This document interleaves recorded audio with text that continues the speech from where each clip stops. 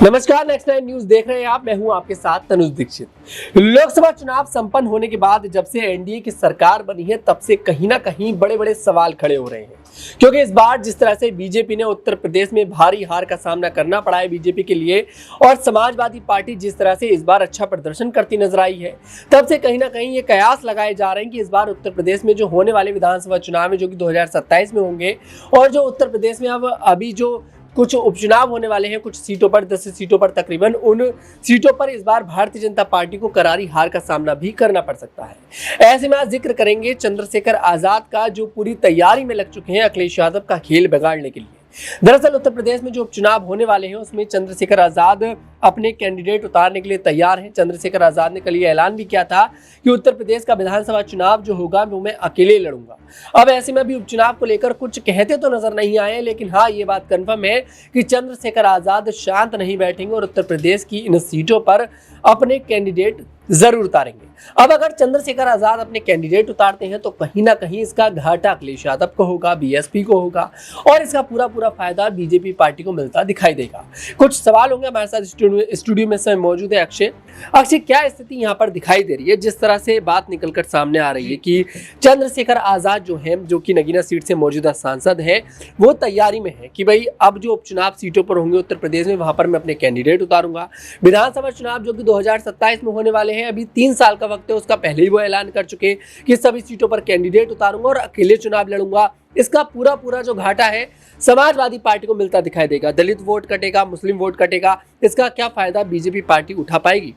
देखिए, संभावना तनुज अगर यहाँ लगाई जाए खास तौर पर पश्चिम उत्तर प्रदेश में, तो कुछ संभावना भाजपा को फायदे की है और उसके कई, मुझे लगता है, चीजें निकलकर सामने आती है। एक बात, एक जवाब या एक मात्र सामान्य सी चीज में आप इसका जवाब मुझे नहीं लगता कि निकाल पाएंगे। देखिए, यहाँ पर पश्चिम उत्तर प्रदेश पर आप आते हैं। पश्चिम उत्तर प्रदेश के नगीना से ही जीत करके वो संसद पहुंचे, दिल्ली तक का अपना रास्ता तय किया है। यहाँ पर आप देखिए, जो दलित मतदाता है, सारा खेल मुझे लगता है तनुज यहाँ पर दलित मतदाताओं का हो जाता है। दलित मतदाता उत्तर प्रदेश का है, फिर चाहे आप पश्चिम की बात करें, बुंदेलखंड की बात करें, पूर्वांचल की बात करें या अन्य किसी क्षेत्र की बात करें, ऐसा नहीं है कि दलित मतदाताओं ने पिछले 10 सालों में, या आप केवल अगर 4 चुनावों का जिक्र करें, 14 के आम चुनाव, 17 के यूपी विधानसभा चुनाव, इसके बाद 19 के आम चुनाव और 22 की यूपी विधानसभा चुनाव की, दलित मतदाताओं ने यहां अपने नेता के तौर पर या अपनी पार्टी के तौर पर बीजेपी को वोट नहीं किया। दलित मतदाताओं ने वोट किया है, बड़ी संख्या में वोट किया है भारतीय जनता पार्टी को, और यहां पर अब की बार उसमें सेंधमारी हुई है। ऐसा भी नहीं है कि दलित मतदाता यहां पर अगर मायावती से शिफ्ट हुआ बीते कुछ सालों में उत्तर प्रदेश में, तो पूरी तरीके से भारतीय जनता पार्टी का बन गया, लेकिन दलित मतदाता रहा है वोटर यहां पर भारतीय जनता पार्टी का। अब चंद्रशेखर आजाद रावण का आपने जिक्र किया, आप अगर गौर करेंगे, रावण के जो पूरा चुनावी कैंपेन रहा, और ना मात्र कैंपेन, मैं यहां पर कहूंगा कि पश्चिम उत्तर प्रदेश में उन्होंने सक्रियता दिखाई है यहाँ चंद्रशेखर आजाद रावण ने, और सबसे ज्यादा सक्रियता उन्होंने नगीना सीट को लेकर के दिखाई। यहाँ पर देखिए, सवाल उस वक्त उठे थे जब चंद्रशेखर आजाद रावण ने अपनी पार्टी से बिहार की 5 लोकसभा सीटों पर प्रत्याशी उतार दिए थे। सवाल उस वक्त ये उठा था कि आप बिहार में अपनी पार्टी से प्रत्याशी उतार रहे हैं, नगीना साहब खुद लड़ रहे हैं पश्चिम उत्तर प्रदेश की, तो अपनी ही पार्टी से पश्चिम की और सीटों पर प्रत्याशी क्यों नहीं उतारते? इसका सीधा जवाब ये था कि जो यहाँ पर अभी जितना खुद का आंकलन यहाँ पर चंद्रशेखर आजाद रावण खुद के लिए कर पाए हैं, उसका परिणाम उनके सामने निकल कर यही आया है कि अभी नगीना मात्र तक सीमित रहना ही उनके लिए बेहतर है। अगर और पैर पसारेंगे तो निश्चित तौर पर नुकसान नगीना में भी हो सकता है, और यही कारण रहा कि आजाद ने यहां पर केवल, देखिए, यहाँ एक कहावत बड़ी मशहूर यहाँ पर है, एक छोटी सी, कि बदनाम होने में भी नाम होता है। अब चंद्रशेखर आजाद रावण ने जो 5 प्रत्याशी बिहार की संसदीय क्षेत्रों में उतारे, भले ही वो ना जीते हो, भले ही वो दूसरे पायदान पर भी ना आए हो, लेकिन यहाँ नाम जरूर हुआ कि आजाद समाज पार्टी के भी 5 प्रत्याशी 40 लोकसभा सीटों में से चुनावी मैदान में उतरे हैं। वही स्थिति कहीं ना कहीं चंद्रशेखर आजाद रावण की थी, इसलिए उन्होंने अपना पूरा फोकस और उनसे जुड़े जो तमाम लोग थे वो नगीना पर कर दिया। कारण निकल करके आया, इसका परिणाम निकल करके आया 1.5 लाख से भी ज्यादा वोटों से आजाद की उस सीट से जीत मिलना। इसके अलावा अब यहाँ पर आप जिक्र करते हैं विधानसभा चुनाव 2027, और अगले महीने यहां तक लगता है कि अगले महीने हो जाएंगे जो 10 विधानसभा सीटें सूबे की खाली हुई है उन पर उपचुनाव। यहां पर देखेंगे अगर आप, आजाद के लिए महत्वपूर्ण हो जाएगा कि जिस प्रकार से वो नगीना संसदीय क्षेत्र में एक्टिव रहे, जिस प्रकार से उनकी सक्रियता नगीना संसदीय क्षेत्र में आम चुनाव और उससे पहले देखने को मिली, अगर वैसी ही सक्रियता हमें इन 10 विधानसभाओं में देखने को मिलेगी तो ही असर है। लेकिन यहां पर देखिए तनुज, मुझे लगता है महत्वपूर्ण ये भी हो जाता है कि जो 10 विधानसभा सीटें यहाँ पर है जिन पर उपचुनाव होने हैं वो कहाँ की आप गौर करेंगे तो पश्चिम से पूरब तक, यानी कि पश्चिम की भी सीट है, पूरब की भी सीट है। और पश्चिम में एक सीट आती है यहाँ पर मीरापुर विधानसभा सीट, जहां से चंदन चौहान विधायक थे और आरएलडी के टिकट पर उन्होंने, आरएलडी के विधायक आरएलडी के टिकट पर यहाँ बिजनौर से चुनाव लड़ा, सांसद बने और अपनी विधायकी से इस्तीफा दे दिया, जो लगभग तय था। अब यहाँ पर सबसे पहली संभावना यह है कि मीरापुर पे निश्चित तौर पर यहाँ अपना प्रत्याशी चंद्रशेखर आजाद उतारेंगे, क्योंकि मीरापुर से सटे हुए खतौली में जब उपचुनाव दिसंबर 2022 में हुआ था, वहां पर गठबंधन प्रत्याशी के समर्थन में, यानी कि गठबंधन प्रत्याशी मदन भैया के समर्थन में जन प्रचार करने चंद्रशेखर आजाद रावण पहुंचे थे। जयंत चौधरी के आरएलडी के वो नेता थे और गठबंधन उस वक्त था आरएलडी और यहाँ पर समाजवादी पार्टी का। यानी कुल मिलाकर के जो मीरापुर सीट पश्चिम की है यहाँ पर बाई इलेक्शन की, उसे तो चंद्रशेखर आजाद रावण किसी भी हालत में छोड़ने वाले नहीं है। इसके अलावा अगर आप यहाँ पर गौर करेंगे, जो बाकी की 9 सीटें रह जाती है वो कुछ मध्य और फिर पूर्वांचल की है, उनको लेकर सवाल यहाँ पर रहेगा कि चंद्रशेखर क्या वहां पर जाएंगे या केवल पूर्वांचल से इतर हटकर महज पश्चिम की मीरापुर सीट तक ही सीमित रही। मैं आपसे एक सवाल और लेना चाहूंगा अक्षय, जैसे कि आप कह रहे हैं कि पैर पसारने की तैयारी में इस समय चंद्रशेखर आजाद हैं, क्या कामयाब होते नजर आएंगे? जिस तरह से लोकसभा चुनाव में उत्तर प्रदेश की भले ही देखिए एक सीट पर चुनाव लड़ा, लेकिन उस पर भी उन्होंने जीत दर्ज करी, तकरीबन 1.5 लाख वोटों के साथ जीत दर्ज करी।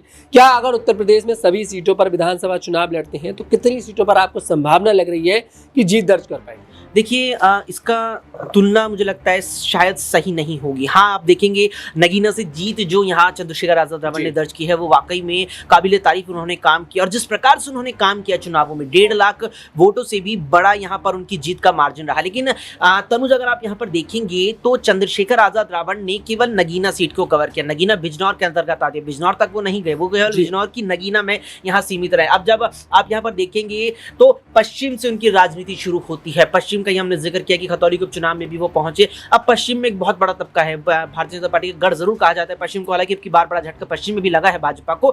आपने जिक्र किया प्रदेश की सभी 403 सीटों पर अगर वो 2027 में चुनाव लड़ते हैं, देखिए वो स्थिति कहीं ना कहीं अलग हो जाती है। भाजपा खुद 2017 में जो बहुत मजबूत लहर बीजेपी के समर्थन में थी, वो महज 312 सीटें जीत पाई थी, 90-91 तो उसकी भी कम थी यहाँ पर। ऐसे में चंद्रशेखर आजाद रावण अगर जीतते हैं और खासतौर पर पश्चिम पर ही उनका फोकस रहेगा, और ये दर्शाता भी है जिस प्रकार से आजाद ने बिहार में प्रत्याशी जरूर उतारे। लेकिन यहाँ मैं खुद आपसे यहाँ पर अगर सवाल करूं कि चंद्रशेखर आजाद रावण ने अपने बिहार के प्रत्याशियों के समर्थन में कितनी जनसभाएं की, शायद एक भी शायद मुझे नहीं लगता बेहतर से की होगी। उनका खुद का फोकस था यहाँ पर कि मैं जीत जाऊं, पहले मैं पहुंच जाऊं यहाँ दिल्ली, उसके बाद अपनों को लेकर के जाऊंगा। अपनों को ले जाएंगे नहीं ले जाएंगे ये तो वक्त बताएगा। इस हिसाब से यहाँ देखने को मिलेगा कि नाम तो उन्होंने ले दिया है, कह तो जरूर दिया है कि प्रदेश के सभी 403 सीटों पर मैं अपने प्रत्याशी उतारूंगा, पार्टी लड़ेगी मेरी चुनाव, लेकिन फोकस लगता है कि कुछ चुनिंदा पश्चिम की सीटों पर वो फोकस रखेंगे जहां प्रत्याशी भी उतारेंगे और कुछ हद तक प्रत्याशी टक्कर देते हुए नजर आएंगे और शायद जीत भी कुछ हद तक जाएगा। जी वाकई में यहाँ पर ये देखना दिलचस्प होगा जब अपने कैंडिडेट चंद्रशेखर आजाद उतारते नजर आएंगे। चाहे आप बात कर लीजिए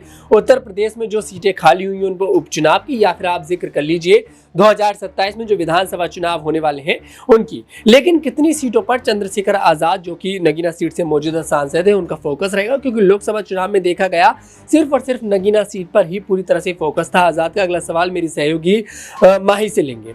माही, क्या स्थिति आपको यहाँ पर दिखाई दे रही है? जिस तरह से इस समय पूरी तैयारी में आजाद है, ऐलान कर चुके हैं कि 403 की 403 सीटों पर चुनाव लड़ूंगा और उपचुनाव में भी शायद अपने कैंडिडेट उतार सकते हैं। अखिलेश यादव को भारी घाटा यहाँ पर देखने को मिल सकता है।